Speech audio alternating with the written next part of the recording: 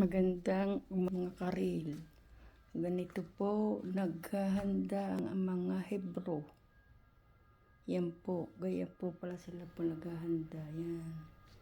20 katao po ang darating. Yan, puro prutas. Pasko po ngayon sa kanila. Ito muna na ang kakainin nila pagdating. At mamaya po, marami naman po silang niluto. Hindi po ako nagluto, tinulungan ko lamang sila. Yan. Nakakainin. Kakainin po nila yan.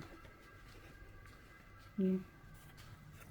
Tsaka tinapay. Special sa kanila yung tinapay. Yan.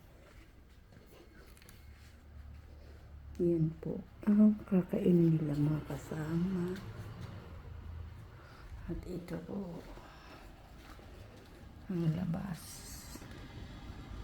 Pinarekya ko rin. Ito po ang labas. Ayan. Nalinis ko na rin po. Ayan. Kinukunan po ako ng aking amo. Hindi naman po ako nakutib ng pagkain nila. Ayan. Ito po ang pinakalabas nila. Ayan. Pinaka-garden. Ito po, mamaya naritip na kanila. Yan. Yan ko po sila nung hinayin ko po ng mga pinggan, mga karil.